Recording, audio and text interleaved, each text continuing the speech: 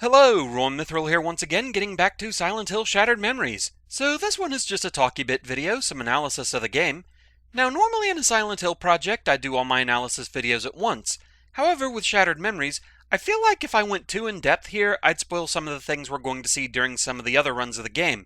Thus, I don't want to go into too much detail on things like characters, the raw shocks, things like that. I do, however, want to talk about one of the core mechanics of the game, the Psych Profile system. A key factor in Shattered Memories is, as the warning at the start of the game says, it plays you as much as you play it. Cheesy as all get out, but true. The game tries to get to know you to some degree. Now, of course, it's not going to know every little detail of your life. It's only going to know what you tell it, and it's only going to look at particular key details. What the game learns about you this way can influence various things, such as how certain characters look and act, how certain locations appear, and what ending you get.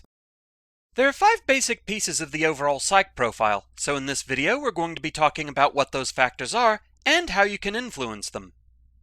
The first index we'll cover is family. For this one, the game tries to gauge how important family and home life is to you.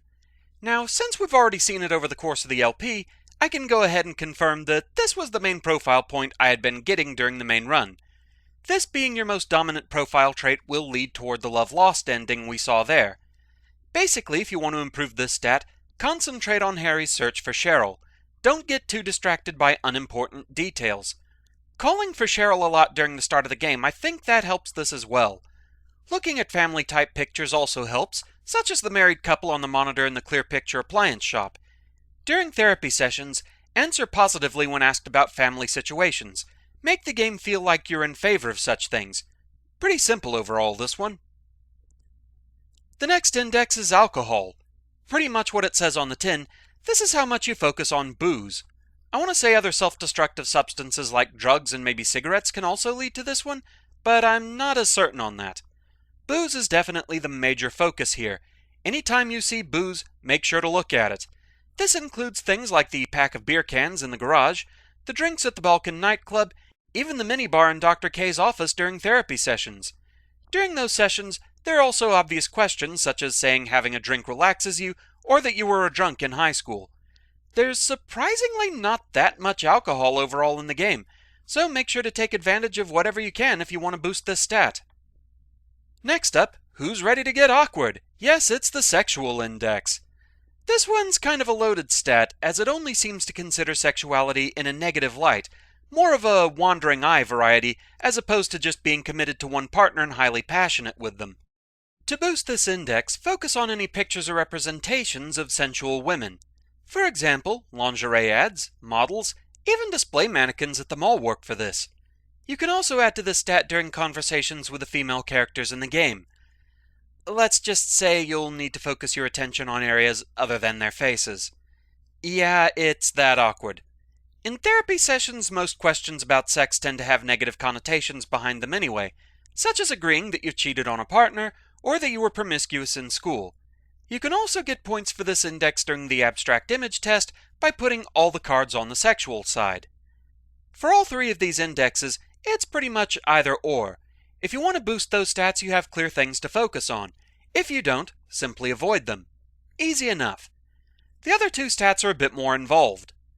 The next one we'll cover is friendliness. This is how the game gauges your interactions with others.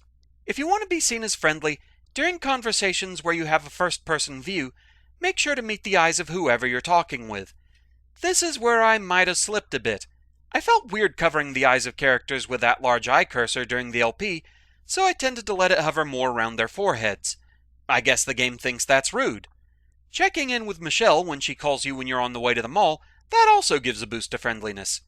In therapy sessions, you don't want to appear closed off. Say you make friends easily, and that it doesn't take people long to get to know you. If, on the other hand, you want to appear unfriendly, kind of reverse a lot of this. Tell Dr. K anything that makes you seem bitter and closed off. Basically give the idea you hate just about everything, more or less. During conversations with characters in the game, don't meet their eyes. Staring at foreheads maybe will do this, but to be safe, maybe don't even look directly at them, period. There are also a couple of key points with Lisa where you can rack up unfriendly points, such as spying on her as she changes clothes and giving her the wrong meds. The final index is perhaps the strangest one. The only thing I've ever seen this one called is Fake Index. This one is a bit more abstract as it details how seriously the game thinks you're taking the therapy overall. So long as you focus on Dr. K while he's talking and give genuine answers, the game will take you at your word more or less. If, however, you want the game to think you don't care about the therapy, take the sessions as an opportunity to screw with Dr. K as much as you can. Contradict yourself as much as possible.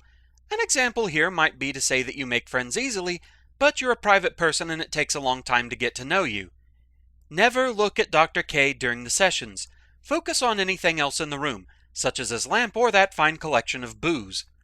Do the least work possible during his exercises.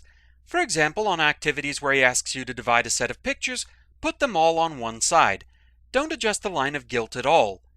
Basically, anything you can do to tell Dr. K, yeah, whatevs, do it. Now for all these indexes, there are more specific things that can be done to influence them, and we'll get deeper in detail during our runs for the remaining endings of the game. Overall, though, this gives a basic idea of just what the game is looking for as you play, and how it tries to customize your nightmare. With that, though, I think that pretty much wraps things up here. So next time, we'll be getting back to gaming action. Thank you very much for watching, I hope you're enjoying the series so far, and I shall see you again next time. Until then, fare thee well.